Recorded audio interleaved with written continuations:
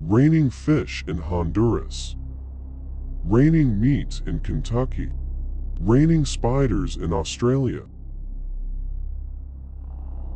These aren't legends, they're real rains, made of living things. Every day, the earth breathes, millions of tons of water rise into the sky, and millions fall back down as rain. It's a cycle as old as the planet itself. But sometimes, the sky seems to forget the rules. Instead of water, it throws down fish, frogs, snakes, worms, even blood and flesh. Events so bizarre that for centuries, people thought they were signs, omens, or punishments. But what if there's something else entirely? In the small Honduran town of Yoro, there's a festival every spring, not to celebrate crops or harvests, but to thank the heavens for the rain of fish. Every year, when dark clouds gather, the wind rises and thousands of fish pour from the sky, covering streets and rooftops. The people rush out with buckets and baskets, collecting them from puddles. And these aren't flying fish, they're freshwater species that shouldn't even exist there. The nearest ocean lies over 100 miles away. Scientists suspect a waterspout, a kind of tornado that forms over warm water and sucks fish high into the clouds before releasing them miles away. But even if that's true,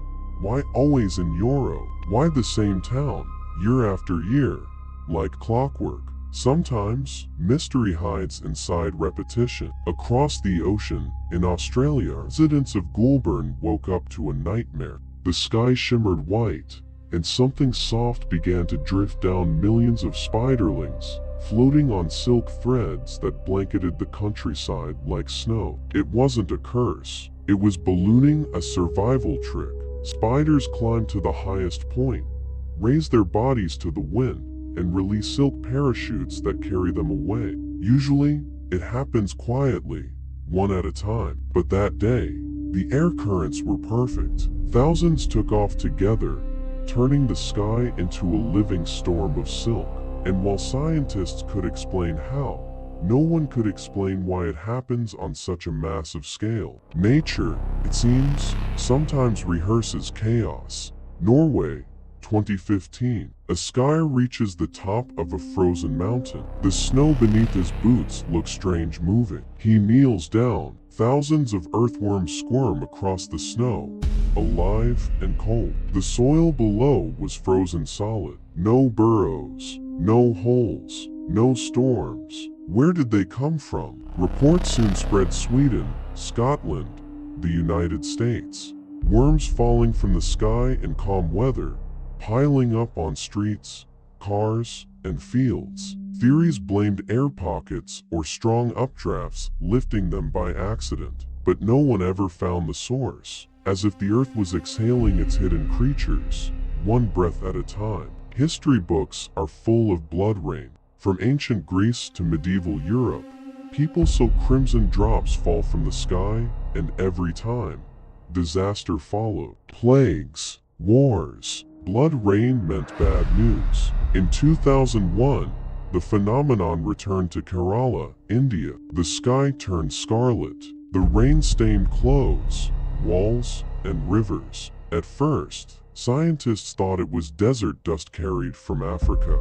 Then they found something stranger: microscopic spores of red algae, alive, reproducing in the rainwater itself. Those spores still puzzle researchers. How could living organisms travel through the upper atmosphere, cross continents, and fall as red rain? Maybe blood rain isn't blood, but it's certainly something alive. March 1876. In a quiet farm in Bath County, Kentucky. The morning was calm until chunks of meat began to fall from the clear blue sky, enough to fill an entire wagon. Locals described it as beef. A few curious souls even tasted it and said it resembled venison. Later, scientists examined samples, lung tissue either from a horse or a human infant. No missing bodies, no storms, no clues. The leading theory? Vultures. When frightened, they vomit their stomachs empty to lighten their flight. If one bird panics, the rest follow. A chain reaction of panic and gravity, and suddenly, it's raining meat. 9 days later, London reported the same thing. Different continent, same horror, no explanation. Frogs have reigned for centuries. The Bible mentions it as one of Egypt's plagues, and modern newspapers have recorded it in cities across the world: Kansas, Sheffield, Budapest, even Tokyo. In 2010, thousands of tiny frogs fell across Hungary. No storms, no strong winds, just rain and frogs, some still alive. How could they survive the fall? How could it happen for days? No one knows. Japan faced a similar mystery.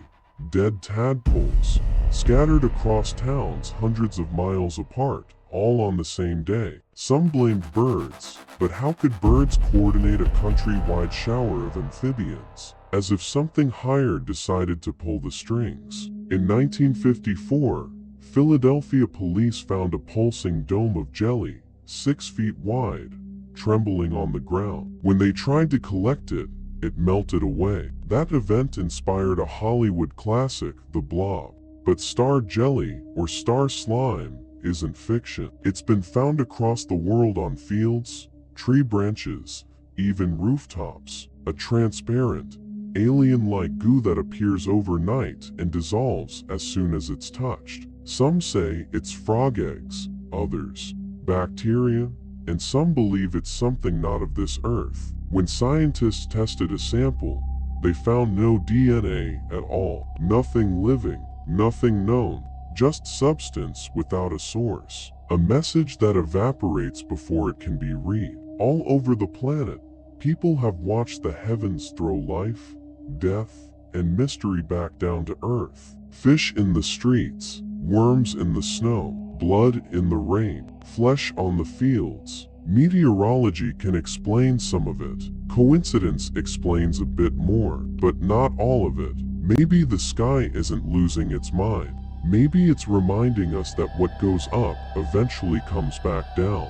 That nature has ways of returning what we forget we've taken. So next time a storm rolls in, look up. The sky might not rain water. It might rain a story. And if that story made you wonder, hit the like button, subscribe for more mysteries of our strange planet, and share your thoughts in the comments.